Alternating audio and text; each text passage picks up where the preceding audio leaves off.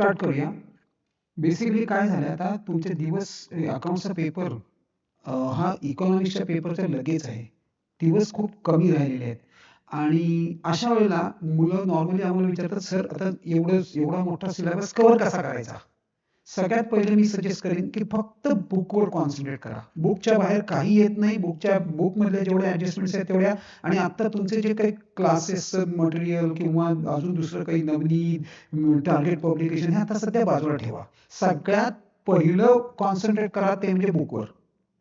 Book आता कसं करायचंय, काय करायचंय सगळं सांगतो. पहिले आपल्याला रिव्हिजन करायची म्हटल्यावर की एक तर सगळं शक्य नसतं बुक कव्हर करणं, पण मी तुम्हाला एक आयडिया ट्रिक देतो की जेणेकरून तुमचं बुक सगळं कव्हर होईल आणि very short span of time मध्ये सगळं तुम्ही कव्हर करू शकाल.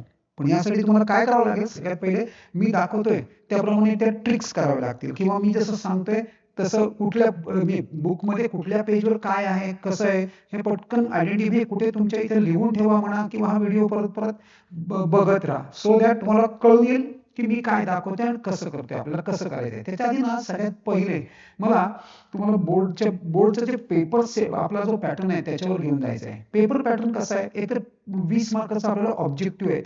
20 मार्काच्या ऑब्जेक्टिव्ह मध्ये एवढे ऑप्शन्स आहेत. हे सगळे ऑप्शन्स आपल्याला यापैकी कुठलेही 4 ऑप्शन येणार.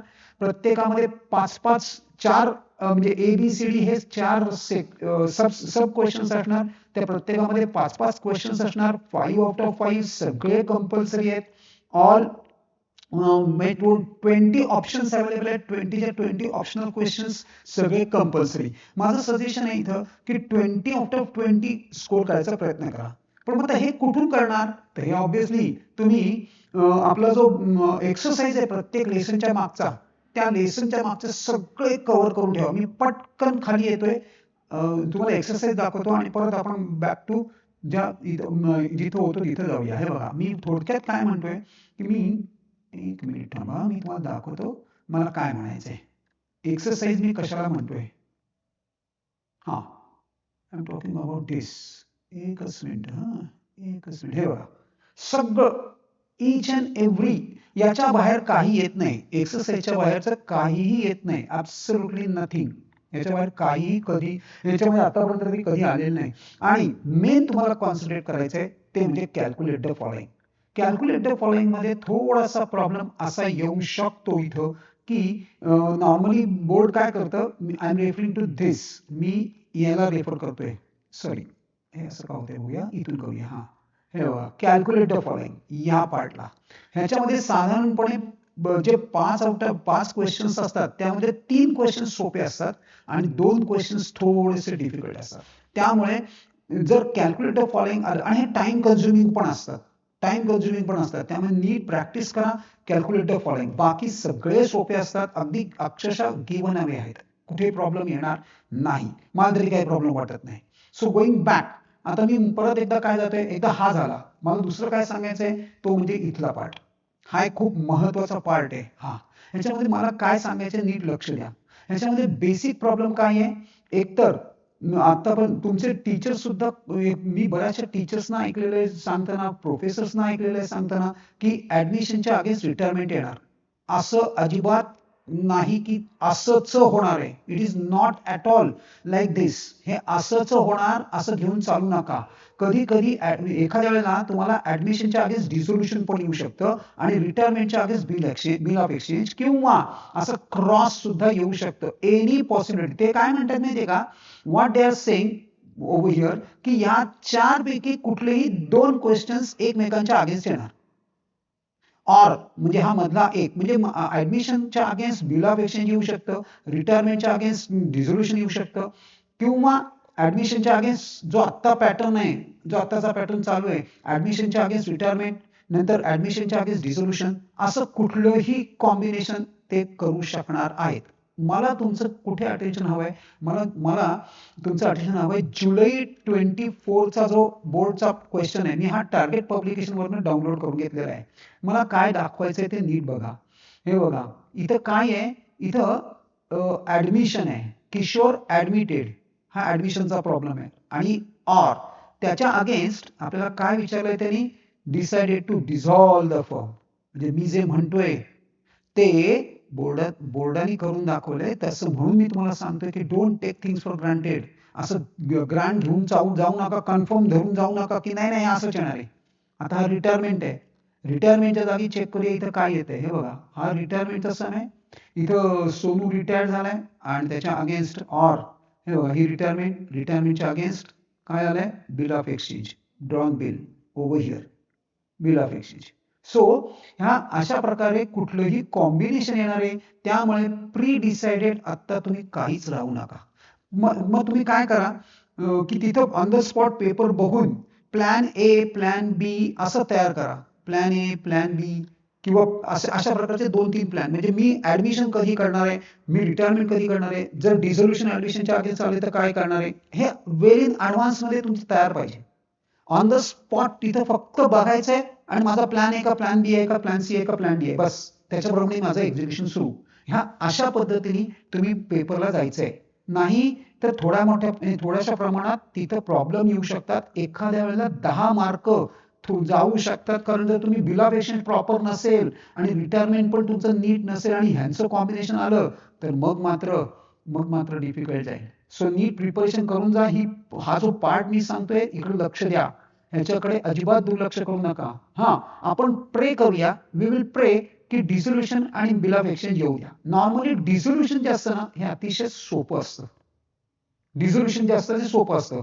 ऍटलिस्ट मागचे जर आपण अनालिसिस केले क्वेश्चन पेपर्सचे, तर आपल्याला नक्की असं म्हणता येईल की डिझोल्युशन बऱ्यापैकी सोपं असतं. आणि ऍडमिशन आणि रिटायरमेंट हे दोघं एकमेकांच्या अगेन्स्ट येऊ देत, डिझोल्युशन बिल ऑफ एक्सचेंजच्या अगेन्स्ट येऊ देत. असं आपण प्रे करूया and we will go ahead. चला आता बघा, पहिले हा एक पार्ट संपला आणि तसाच हा पार्ट खालचा एक पार्ट आहे. This part is also very very crucial. ह्याचं पण तेच गणित आहे जे आता वरती आपण डिस्कस केलं. ह्याच्यामध्ये पण ह्या 4 पैकी 2चं कॉम्बिनेशन येणार, ते एकमेकांच्या ऑर येणार, अगेन्स्ट कोणीही कुणाच्याही अगेन्स्ट येऊ शकणार. डेटच्या against computer accounting, issue of शेअरच्या against financial analysis of financial statement, ह्या दोघांच्या against any combination. So I think you got it what I mean to say. म्हणजे तुम्हाला थोडक्यात काय करायचंय, हे 4ही चॅप्टर्स करायचे आणि हे 4ही चॅप्टर्स करायचे. कुठेही काहीही ऑप्शनल ठेवता येणार नाही. दिस विल प्रूव्ह, हे प्रूव्ह आहे. प्रूव्ह इथं ह्या क्वेश्चन ह्या जुलैनी ते तुम्हाला प्रूफ मी दिलेलं आहे. हे माझं मी स्वतःचं मनचं काही सांगत नाही, मी बोर्डाचा पेपर दाखवतोय. सो फर्स्ट पार्ट इज दिस. हे मला जे मेन सांगायचं होतं ते हे. एक तर तुम्हाला ऑब्जेक्टिव्ह टाईप क्वेश्चन्स जे आहेत ते तुम्हाला लेसनच्या खालचे करायचे, सगळे A to Z करा, मस्त करून टाका. कुठे बाहेर कुठलाही क्वेश्चन येणार नाही. टार्गेट पब्लिकेशन, नवनीत काहीही रेफर करायची गरज नाही आता तरी ह्या स्टेजला, as far as this objective type is concern. म्हणजे खरं तर आधी करायला हवं होतं, आता नाही. आता फक्त बुकवर कॉन्सन्ट्रेट करा, कारण तुमच्याकडे किती 6 दिवस आहेत मध्ये. आणि ते सुद्धा आता काय करा, इकॉनॉमिक्स अर्धा तास, म्हणजे 6 दिवस दोन्ही सब्जेक्ट करा. सकाळपासून दुपारपर्यंत इकॉनॉमिक्स करा, दुपारनंतर अकाउंट. खरं तर माझं असं म्हणणं आहे, असं नका करू. इकॉनॉमिक्स कंटाळा आला की अकाउंट्स, आणि अकाउंट्स झालं की परत इकॉनॉमिक्स सुरू करा. याने तुमचं कव्हरेज पण खूप होईल, बैठक वाढेल. So this will be a fantastic strategy. आता एनपीसी आणि फायनल अकाउंट्स हे मात्र हे जे दोन आहेत ना, हे दोन मात्र कंपल्सरी आहेत. इथं आपल्याला काही चॉईस नाही. मग आपण स्टार्ट करूया सगळ्यात पहिले फायनल अकाउंट्स वर. चला, मी मगाशी परत फायनल अकाउंट्स वरती होतो, मी परत तुम्हाला फायनल अकाउंट्स वर येतो. आता फायनल अकाउंट्स करताना मी कसा स्टार्ट करणार, मी जर तुमच्या जागी असेल तर मी काय करेन. मी सगळ्यात पहिलं काय करणार माहितीये, मी हे बुक स्टार्ट करणार एका पेजवरून. बघा काय करणार. आपल्याला फायनल अकाउंट्स मध्ये 3 गोष्टी करायच्या असतात, trading account, profit loss account आणि बॅलन्स शीट. पण मग मला फक्त एकदा, तरी तुमचं सगळं तयार असणार आहे ऑब्व्हियसली. आता तुम्हाला आता ह्या स्टेजला ट्रेडिंग अकाउंटला काय आणि कसं काय वगैरे ही स्टेज नक्की नसणार आहे. तरी सुद्धा मी स्क्रॅच पासून सुरुवात करतो. मला जर ट्रेडिंग अकाउंट मध्ये काय काय येतं हे पाहिजे असेल तर मी पेज नंबर 16 वरती आहे, 16. हा ट्रेडिंगचा फॉर्मॅट आहे. हा एकदा गो थ्रू करा. Especially I want to draw your attention to certain things. Royalty ह्याच्यावर कॉन्सन्ट्रेट करा. नंतर coke and gas, import duty, custom duty, नंतर ह्याच्यामध्ये अजून freight, carriage inward.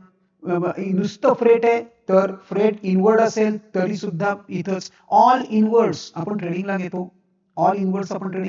Carriage inward, carriage outward मात्र प्रॉफिट अँड लॉसला जातं. हा सगळा फॉर्मॅट चेक करा.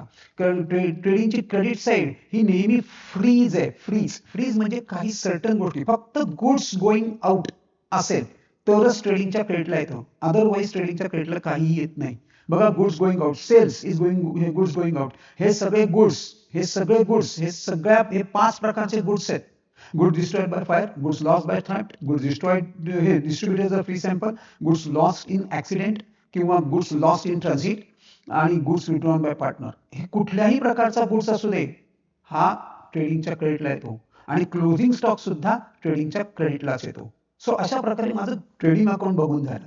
मग मी काय करणार, मी पटकन पुढे जाणार प्रॉफिट अँड लॉस. सेम वेनी मी एकदा गो थ्रू करणार सगळी लेजर, ही जी अकाउंट दिली तिथं ती सगळी मला कळलेत ना. मी तुमचं अटेन्शन मला हवंय export duty, taxes. Export duty ट्रेडिंगला येत नाही, मार्क करून ठेवा तुमच्या इकडं. ही एक्सपोर्ट ड्युटी जी आहे हे ट्रेडिंगला येत नसतं, हे प्रॉफिट अँड लॉसला येतं. ट्रेड एक्सपेन्सचा आय होप तुम्हाला ट्रेड एक्सपेन्सचा रूल पण माहिती असेल. ट्रेड एक्सपेन्सचा रूल माहिती नसेल तर मी दाखवतो तुम्हाला खाली ट्रेड एक्सपेन्सचा रूल तुम्ही कुठे करणार आहात दाखवून देतो तुम्हाला. सो हे पण गो थ्रू करा. इथं प्रॉफिट अँड लॉसच्या क्रेडिट साईडला सगळे इन्कम्स आहेत. All incomes is on the profit and लॉसच्या क्रेडिटला ऑल इन्कम्स, सगळे इन्कम आहेत. नंतर बॅलन्स शीट. आता हे इनर आउटर, हे आय होप तुम्हाला ही कन्सेप्ट माहिती आहे. इनर आउटर, कधी इनरला घ्यायचं कधी आउटरला घ्यायचं. जर ऍडजस्टमेंट असेल तर ती इनरला येणार, ऍडजस्टमेंट ऍडलेस करून जे काय ते आउटरला घेणार. आता हे सांगायची गरज नाहीये ह्या स्टेजला. तर जरी नसेल माहिती तर हेच लक्षात घ्या इथं हे कसं केलेलं आहे. इथं इनरला आणि लेस हे करून आउटरला घेतलं आपण फिगर्स. बॅलन्स शीट झाली आणि आता हे नोट्स रीड करा. खूप इम्पॉर्टंट आहेत या नोट्स पण इम्पॉर्टंट आहेत. आणि मेन हे जे आहेत ना ह्या सगळ्या, पण before going to this adjustment I want to draw your attention to that trade expense. हे बघा, हे सगळ्यात इम्पॉर्टंट आहेत. हे सगळे पॉइंट्स इम्पॉर्टंट आहेत. हे सगळे गो थ्रू करा आणि ह्याच्यातच मेन हा बघा, हा जो ट्रेड एक्सपेन्सेसचा जो हा आहे ना, हा डबल हायलाइट करा. काही यू डू समथिंग ऑन दिस. ह्याच्यात हा रूल आहे ट्रेड एक्सपेन्सचा. हा रूल काय सांगतो की ट्रेड एक्सपेन्स जनरली तर प्रॉफिट अँड लॉसला जाणार, पण जर का general expense, miscellaneous expense, office expense आणि सन्ड्री एक्सपेन्स हे ट्रेड एक्सपेन्स बरोबर ट्रायल बॅलन्स मध्ये असतील तर ट्रेड एक्सपेन्स ट्रेडिंग मध्ये जाणार आणि हे बाकीचे सगळे प्रॉफिट लॉसला. आणि जर तो सिंगल असेल म्हणजे ट्रायल बॅलन्स मध्ये ट्रेड एक्सपेन्स शिवाय बाकी कोणी नसेल तर मात्र तो प्रॉफिट अँड लॉसला जाणार. तुम्ही ही नीट समजून घ्या. हा रूल खूप इम्पॉर्टंट आहे. कारण दे माइट टेस्ट यू, ते तुम्हाला टेस्ट करू शकतात या रूल बद्दल. मी पेज नंबर 22 वर दाखवलाय हा रूल. हे इम्पॉर्टंट पॉइंट्स, बाकी सगळे पॉइंट्स पण खूप इम्पॉर्टंट आहेत. तुमचं अर्धे डाऊट्स तर इथंच क्लिअर होतील. कुठेही कुणालाही विचारायची सुद्धा गरज नाही. तुमचे हे अर्धे डाऊट्स इथं क्लिअर होतील. फार मस्त इम्पॉर्टंट पॉइंट्स दिलेले आहेत. सो गो थ्रू करा. आता या सगळ्या ऍडजस्टमेंट्स वन बाय वन सगळ्या गो थ्रू करा. एक तर तुम्ही काय करायचंय, आपल्याला एकदा पहिले ही ऍडजस्टमेंट रीड करा आणि आपल्याला ती आठवते की नाही त्याची treatment, first effect, second effect, आणि फक्त व्हेरीफाय करा तुम्ही जे म्हणताय तेच इथं आहे ना. That's it.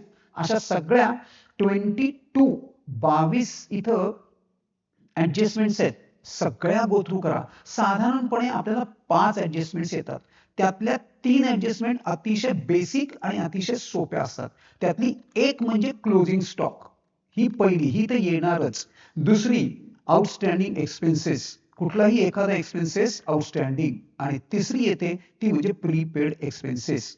हे आणि एखाद्या वेळेला प्रीपेड किंवा डिप्रिसिएशन, आणि ह्या दोन्ही नाही आल्या तर एक बॅड डेट्स. म्हणजे हा ग्रुप असं धरा की bad debts, depreciation, outstanding expense, prepaid expense, ह्यामध्ये कुठल्या तरी 2 ऍडजस्टमेंट्स, क्लोजिंग स्टॉक 1, अशा 3 किंवा 4, लकी असेल तर ह्यामध्ये 4 ऍडजस्टमेंट्स आणि एखादी गुड्सची ऍडजस्टमेंट, अशा 5 ऍडजस्टमेंटचा सेट तुम्हाला दिलेला असतो.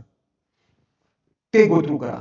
शिवाय नंतर हिडन ऍडजस्टमेंट्स एक एक करत हिडन ऍडजस्टमेंट्स याच्यातल्या रीड करा. ह्याच्यातल्या सगळ्या हिडन ऍडजस्टमेंट किती आहेत? 7 तर हिडन ऍडजस्टमेंट्स आहेत. त्या कशा? त्याचे ट्रीटमेंट काय करायची, ट्रेडिंगला प्रॉफिट लॉसला काय आहे सगळं दिलेलं आहे. सगळं नीट व्यवस्थित तुम्हाला येत आहे ना, अंडरस्टँड होत आहे ना, चेक करून घ्या. नसेल तर ऑलरेडी त्याच्या सगळ्या इथं दिलेले आहेत. आता ऍडजस्टमेंट्स, हिडन ऍडजस्टमेंट्स कशा करायच्या हे पण मी तुम्हाला दाखवतो. पण आधी पहिले मी काय काय बघायचं आहे तुम्हाला लास्ट मोमेंटला ते दाखवतोय आणि ते समजून सांगतोय. बघा हे सगळं सोपं आहे, काही कठीण नाही. आता बघा मी जसं इथं मार्क करून ठेवलेत ना, की आता आणि सगळ्या इलस्ट्रेशन सगळ्यात पहिले सुरुवात करायची, पहिल्या इलस्ट्रेशन पासून सर्व सुरुवात करायची आणि सगळी इलस्ट्रेशन आणि सगळे प्रॅक्टिकल सम्स हे सगळे आपण गो थ्रू करणार. आता माझं सजेशन आहे तुम्ही आता सॉल्व करायला बसू नका. सॉल्व केलं तर नुसतंच पोस्टिंग वगैरे करा. सगळा एकदम एंटायर सम करण्याचा वेळ आता गेलेली आहे. ती आधीच प्रॅक्टिस करायला हवी होती. त्यातूनही तुम्ही प्रॅक्टिस करणार असाल तर फक्त पोस्टिंग करा, ऍडजस्टमेंट कॅरी आउट करा. पण जीपी काढणं, एनपी काढणं, बॅलन्स शीट टॅली करणं हे आत्ता करण्यापेक्षा थोडंसं किंवा एखादा सम करून बघा, येतोय नाही येतोय. पण शक्यतो अगदी कारण तुमचा एक तासभर याच्यातच गेला तर पुढचा कव्हरेज कमी होईल. त्यामुळे माझं सजेशन आहे तुम्ही आता फक्त करेक्टनेसवर कॉन्सन्ट्रेट करा, टॅलीवर नको.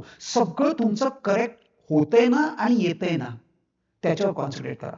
आता बघा मी आता हा घेतला आहे बघा, मी इथे हे काय मार्क करून ठेवलंय, मी ह्या सम मध्ये काय आहे हे थोडंसं हायलाइट करून ठेवलंय. हे तुम्हाला सुद्धा जमू शकतं, अगदी काहीच प्रॉब्लेम येणार नाही. ह्याला ना LD म्हणजे हा लास्ट डे, म्हणजे मी ह्याच्यासाठीच तुम्हाला आयडेंटिफाय करून ठेवलाय की तुम्हाला हा लास्ट डे म्हणजे तो जे 6 दिवस आहेत त्याच्यात बघायचा आहे. बघा काय दिलंय, बिल डिसऑनर झालंय, अनरेकॉर्डेड सेल्स आहे, फिक्स FBD म्हणजे bad debts, further bad debts आहे आणि RDD म्हणजे न्यू RDD आहे. अशा प्रकारचे छोटंसं हायलाइट करून मी माझ्या इथे ठेवलंय. तुमच्या इथं पण हे तुम्हाला जमू शकेल. मी हे कशावरनं केलं हे बघा, इथं मार्किंग करून ठेवलेत, इथं हे शिवाय हे करून ठेवलंय बघा. हे सगळे ऍडजस्टमेंट्स मी वाचल्या आणि त्यावरनं केलेलं आहे. सो ह्या ऍडजस्टमेंट्स आणि मुद्दाम मी इलस्ट्रेशन सांगतोय, थोडंसं लक्ष द्या. इतकं सोपं आहे, कठीण नाही अजिबात. नीट फक्त लक्ष द्यायचंय. ही RDD जी असते ट्रेडिंग अकाउंट, हे आपल्याला ट्रायल बॅलन्स मध्ये जो बॅड डेट्स दिलेला असतो, बॅड डेट्स ह्याला आपण ओल्ड बॅड डेट्स म्हणतो आणि हा जो RDD दिलेला आहे ह्याला ओल्ड RDD म्हणणार. मग इथं जे ऍडजस्टमेंट्स आहेत हे बघा, इथं परत ऍडजस्टमेंट आहे, राईट ऑफ दिस आणि दिस, हे दोन काय आहे, हे दोन्ही न्यू आहेत. न्यू किंवा याला आपण या बॅड डेटला तर आपण फर्दर बॅड डेट्स म्हणतो किंवा न्यू बॅड डेट्स. नॉर्मली याला फर्दर बॅड डेट्स म्हणतात किंवा काही जण न्यू बॅड डेट्स म्हणतात. आणि ही न्यू RDD इथं तर क्लिअर कट वर्डिंग दिलंय न्यू RDD. हे बघा ना, बॅड डेट्स हा फर्दर बॅड डेट. फर्दर का म्हणतोय, कारण इथं ऑलरेडी दिलेला आहे म्हणून याला फर्दर म्हणतोय. मग ह्या सगळ्या ऍडजस्टमेंट्स कॅरी आउट करा. कसं ह्याचे एक फॉर्मॅट दिलेला आहे, हा फॉर्मॅट कसा असतो बघा. ही नेहमी ना ह्या बॅड डेटची ऍडजस्टमेंट ही नेहमी डेटर्सनी सुरुवात होते, डेटर्स मधनं ही मायनस होते. हे बघा मी इथे दाखवते तुम्हाला, मी थोडंसं झूम करतो म्हणजे तुम्हाला आयडिया येईल मी काय म्हणतो. हे बघा डेटर्स मध्ये सगळ्यात पहिले एक लक्षात घ्या, जेव्हा एखादं बिल डिसऑनर होतं ते पहिले ऍड करायचं. इकडं ऍड आणि बिल रिसिवेबल मधनं मायनस, इकडं ऍड बिल रिसिवेबल मधनं मायनस, डेटर्स मध्ये ऍड बिल रिसिवेबल मध्ये मायनस. आणि नंतर म्हणजे ते पहिले मी काय केलं, ऍड करून घेतलं. नंतर त्यात अनरेकॉर्डेड सेल पण मी ऍड करून घेतला. एखादा अनरेकॉर्डेड त्याच्यात आहे ऍडजस्टमेंट, तुम्ही याच्यात गेलात की तुम्हाला कळून येईल. त्याच्यात हे अनरेकॉर्डेड सेल पण ऍड करून घ्या. त्यानंतर हे टोटल केली, त्यानंतर बॅड डेट्स निघाले. बॅड डेट्स निघाल्यानंतर त्यानंतर ही टोटल निघाली, त्यात हे मला बॅड डेट्स, हे बॅड डेट्स कुठे दिलेत हे बघा. जी अमाऊंट असते ना ऍडजस्टमेंटला, ऍडजस्टमेंट मध्ये जी अमाऊंट दिलेली असते ती नॉर्मली बॅड डेट्स असते. हे बघा 1800. आणि जे पर्सेंट असतं, पर्सेंट ते नेहमी नॉर्मली RDD असतं. मी मुद्दाम आता ही काढले, हे बघा, ही परत एकदा दाखवतो. हे बघा जी अमाऊंट आहे ती नॉर्मली बॅड डेट्स असते आणि जे पर्सेंटेज आहे ते नॉर्मली RDD असतं. तर मग आता हे कसं कॅल्क्युलेट करतोय मी पहिले हे डिसऑनर ऍड केले डेटर्स मध्ये, नंतर अनरेकॉर्डेड सेल ऍड केलं, नंतर त्याच्यामध्ये आता मी काय करणार आहे, त्याच्यामध्ये मी FBD याला न्यू बॅड डेट्स म्हणा किंवा FBD म्हणा ते मायनस करणार आणि त्याच्यात ही जी अमाऊंट आली मायनस होऊन त्याच्या 5% मी कॅल्क्युलेट केले. ते मी ह्या टोटल डेटर्सच्या 5% काढलेले नाहीत. मी हे जे सगळं ऍडलेस होऊन आलेलं आहे त्याच्या 5% काढलेत आणि ते इथे लिहिलेत आणि आउटरला शेवटी याची फायनल फिगर काढलेली आहे.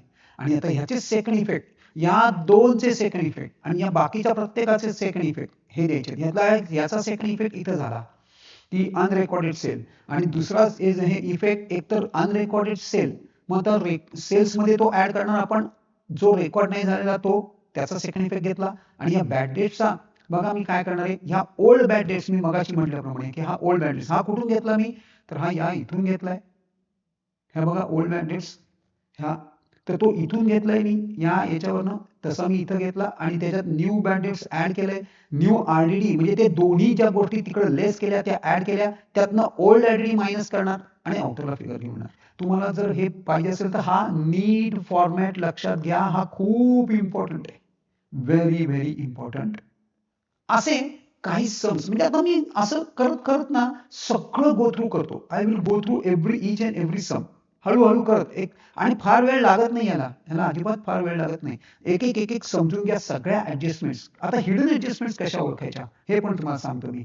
आता आपण चेक करूया. हे बघा, दिस इज हिडन ऍडजस्टमेंट. एकदा एखादा पर्सेंटेज आला किंवा हे जे दिसतंय इथं पेड फॉर 9 months, हे दिस इज हिडन ऍडजस्टमेंट. हे सुद्धा हिडन ऍडजस्टमेंट आहे. ही सुद्धा हिडन ऍडजस्टमेंट आहे की paid for 9 months, he hidden adjustment आहे. किंवा खाली काहीतरी डेट डिले वगैरे, लगेच अलर्ट राहा, बाकीच्यांना का नाही दिली, यालाच का दिली, म्हणजे ह्याला काहीतरी आहे. दिस इज हिडन ऍडजस्टमेंट, अशी ओळखतात हिडन ऍडजस्टमेंट. पर्सेंटेज आहे, डेट डिले, आता ही डेट डिले आहे पण ही आपल्याला ओळखताना प्रॉब्लेम नाही, 1 एप्रिल आहे. सो अशा प्रकारे एक एक एक एक करत सगळे सम्स गो थ्रू करा, सगळ्या ऍडजस्टमेंट्स कॅरी आउट करा नीट व्यवस्थित. याच्यातले प्रत्येक बघा सगळ्या ठिकाणी तुम्हाला कसं कॅल्क्युलेशन केलं इथं ते करून दिलेलं आहे त्यांनी, इथं सगळं दिलेलं आहे, ऑल इज गिव्हन. या सगळ्यांचे इफेक्ट समजून घ्या, सगळे व्यवस्थित इथं सगळं दिलेलं आहे. असं बघा, आता मी पुढे आलो बघा, हा दुसरा सम घेतला. मी कसं करतो माहितीये, मी इनफॅक्ट मी तर ना सगळा ट्रायल सगळा अख्खा गो थ्रू करतो. हे सगळं मला पोस्टिंग जमतंय ना, कुठलं ट्रेडिंगला जातं, कुठलं P&L ला जातंय, काय मी हे दाखवतोय, इथे जाते आहे की नाही मला माहित नाहीये, पण हे आपण असं तुम्ही व्हेरीफाय करून घ्या, तुम्हाला हे जमतंय की नाही. प्रत्येकाचं पोस्टिंग नसेल तर लगेच खाली जाऊन चेक करायचं. म्हणून इलस्ट्रेशन सगळ्यात पहिली सुरुवात करायची. इलस्ट्रेशन सगळी झाली की तुम्ही प्रॅक्टिकल प्रॉब्लेम पण करा. आता बघा मी कसं प्रत्येकाचं एक एक हायलाइट इथे करून ठेवलेत. प्रत्येक ह्याच्यामध्ये अनरेकॉर्डेड सेल आणि अनरेकॉर्डेड परचेस आहे. मग हे असं तुम्ही एकदा खाली बघायला लागलात ना की तुम्हाला सुद्धा समजेल. मग तुम्ही हायलाइट करून ठेवा करताना. मी परत एकदा एखाद्या वेळेला रेफर करायची वेळ आली की आपल्याला ते करता येऊ शकतं. वंडरफुल काम होऊ शकते तुमचं.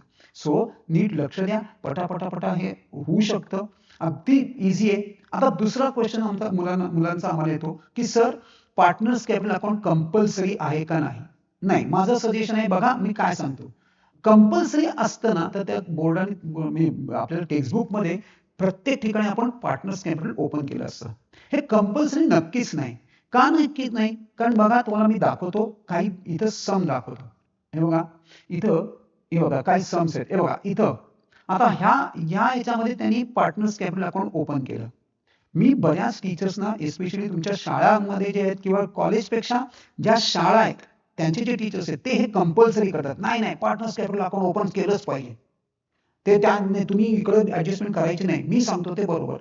आय थिंक थोडंसं त्यांनी विचार करायला हवा, कारण टेक्स्टबुक जर तुम्ही बघितलं तर टेक्स्टबुक हे आपलं बोर्डाने दिलेलं टेक्स्टबुक आहे. आता बघा या सम मध्ये हे पार्टनर्स कॅपिटल, या सम मध्ये बुकमध्येच इथं कुठे बरं त्यांनी केलंय पार्टनर्स कॅपिटल, काही नाही केलं. मग कुठे पार्टनर्स कॅपिटल दाखवलेत, कुठे ते रूट केलेत बॅलन्स शीट थ्रू ते रूट केलेले आहेत. हे काय कॅपिटल अकाउंट, त्याच्यामध्ये नेट प्रॉफिट ऍड केला आणि आउटरला घेऊन आलेत.